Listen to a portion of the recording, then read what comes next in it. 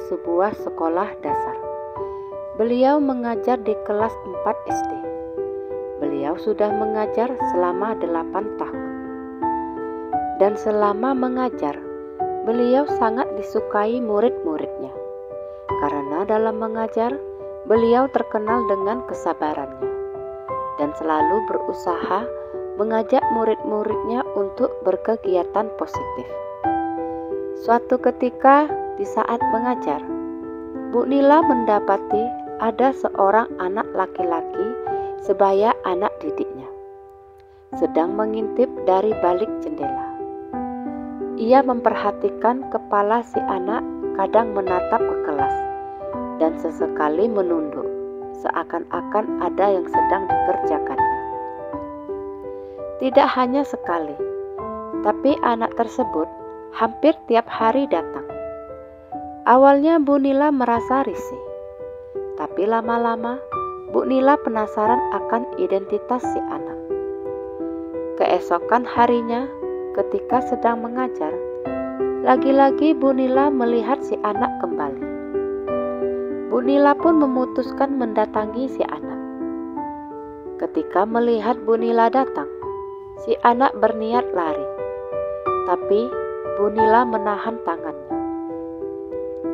Saat tertangkap itulah Bu Nila melihat sebuah buku dan satu buah pensil terjatuh dari genggaman si anak. Buku tersebut terjatuh terbuka, sehingga nampaklah tulisan si anak di dalamnya. Dan apa yang tertulis di dalamnya adalah materi pelajaran yang baru saja diajarkan Bu Nila. Anak tersebut minta ampun sambil menangis. Ia mengatakan tidak ada niat jahat sedikit pun. Ia datang hanya ingin belajar. Bu Nila tersenyum, lalu bertanya tentang si anak. Dia siapa, dari mana, dan kenapa tidak bersekolah. Si anak pun bercerita. Namanya Kiki, dari desa sebelah. Dulu ia tinggal di desa sebelah. Sebenarnya pun ia bersekolah. Tapi suatu ketika terjadi suatu masalah. Ketika rumah yang ditempatinya diambil paksa oleh oknum yang mengaku sebagai ahli waris sah rumah tersebut. Orang tuanya yang kalah kekuasaan mau tak mau menyerahkan rumah tersebut. Dan oknum yang mengaku ahli waris juga mengusir Kiki sekeluarga dari desa dan mengancam akan menghabisi mereka seandainya mereka masih tinggal di desa tersebut. Orang tua Kiki lebih memilih keselamatan keluarganya, sehingga mereka pun memutuskan meninggalkan desa dan pindah ke desa tempat Bu Nila mengajar. Proses kepindahan tentu saja memakan waktu, tenaga, pikiran, dan tentu saja keuangan, membuat Kiki tidak bisa melanjutkan sekolahnya. Orang tuanya benar-benar kehabisan uang. Sedangkan Kiki yang masih ingin sekolah tidak mau ketinggalan pelajaran sedikit pun. Hingga ia memutuskan belajar diam-diam dengan cara sekolah dari balik jendela. Perlu diingat, ini terjadi di tahun 1990-an, di mana baik sekolah swasta maupun sekolah negeri tetap ada uang SPP-nya tiap bulan. Dengan kata lain, sekolah zaman segitu tidak ada yang gratis, seperti halnya tahun 2000-an. Makanya di tahun itu banyak kejadian anak-anak putus sekolah karena keterbatasan dana, seperti yang terjadi pada Kiki. Bu Nila terharu mendengar cerita si anak. Bu Nila meminta Kiki untuk mau menunggunya selesai mengajar, karena ia ingin menemui orang tuanya. Kiki ketakutan, tapi Bu Nila meyakinkannya untuk tidak perlu khawatir. Tidak akan ada yang memarahinya. Kiki pun setuju. Akhirnya jam sekolah pun usai. Kiki membawa Bu Nila ke rumahnya. Mereka sampai di sebuah rumah kecil. Bu Nila berkenalan dengan orang tua Kiki, lalu mengkonfirmasikan kebenaran akan cerita Kiki barusan. Orang tuanya pun membenarkan cerita tersebut. Mereka mengatakan bahwa sebenarnya Kiki tidak benar-benar putus sekolah.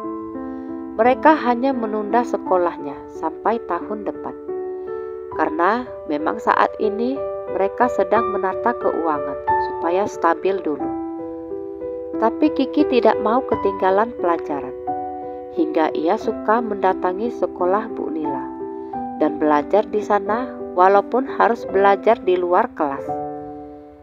Bu Nila kagum melihat semangat Kiki dalam belajar. Bu Nila pun mengutarakan niatnya untuk membiayai sekolahnya Kiki setahun ke depan, karena ia merasa sayang melihat anak dengan semangat belajar tinggi seperti Kiki harus menunda sekolahnya. Kiki senang sekali mendengar penawaran Bu Nila, tapi tidak dengan orang tuanya yang merasa gak enak hati dengan Bu Nila. Toh masa 1 tahun bukannya waktu yang lama.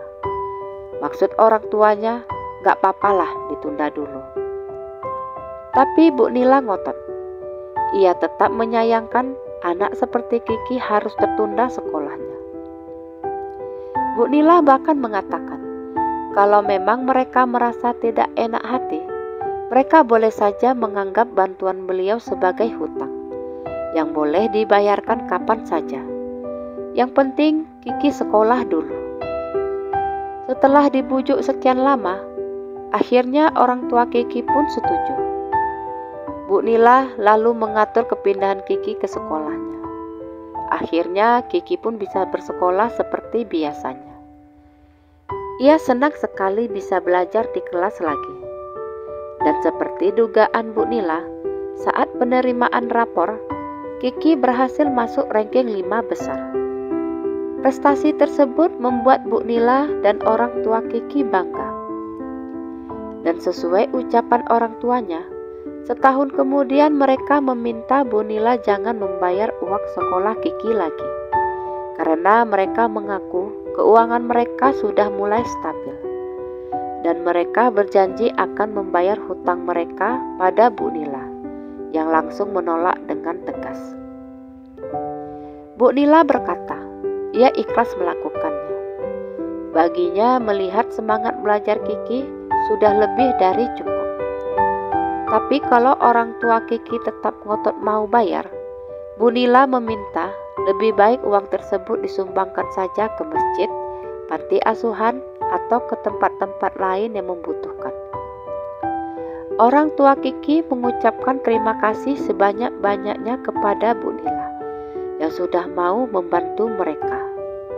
Akhir cerita, saat ini Kiki sudah menikah dan punya 2 orang anak. Dan sampai sekarang hubungan Kiki dan Bu Nila tetap terjalin tali silaturahmi, karena Kiki sudah menganggap Bu Nila seperti ibu keduanya. Sekian kisah saya kali ini, sampai jumpa di kisah selanjutnya. Terima kasih sudah mendengarkan kisah saya. Jangan lupa subscribe, like, komen, dan share ke media sosial yang Anda punya.